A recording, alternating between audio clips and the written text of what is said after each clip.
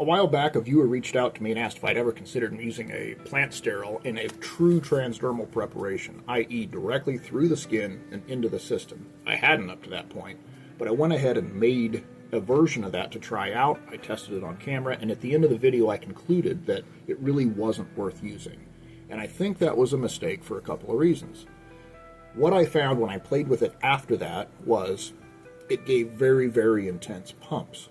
I would have to conclude that the long-term muscle building benefits are almost non-existent. It's in and out of your system too quick.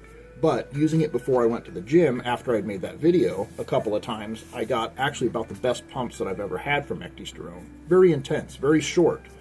I would say that it lasts in your system for about 2 hours versus the 4 or 5 plus that Ecdysterone typically lasts in your system when you ingest it or take it sublingually and that sort of thing.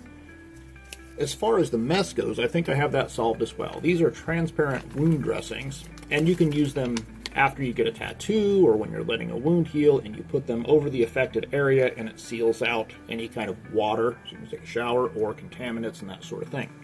Now what you do is you place your target product in the center that you want to go through your skin. You place that in the center, leaving room around the outside. Now typically we'd have this back or off, but what we do is that's in the center, we slap that on wherever we want to put it, and we seal around it so that it doesn't leak out. Now, with me, I find that when I try to use something like this, I do have some leaks. My girlfriend, on the other hand, she uses it with various things and doesn't seem to have a problem. I also find that the actual adhesive from this can irritate my skin, whereas the DMSO doesn't. So, go figure. So it's not 100% foolproof, but it can be some protection against staining your shirt or your jeans or whatever. Like I said, the long-term muscle building effects from it would be just about null, but it's a very intense pump. So there are instances when that would come in handy, say right before a bodybuilding contest, or you're going to the beach for a couple hours.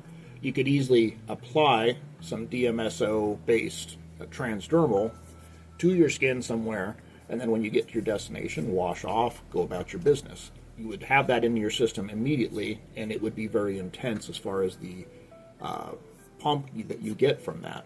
So say you're going to the beach and you put that on, and when you get to the beach, wash off, get in the water, move around a little bit, look good in the sun, right? So there certainly could be some uses for it. So if anybody wants that, I'm going to go ahead and offer that on the site. Just if you want it, it's there.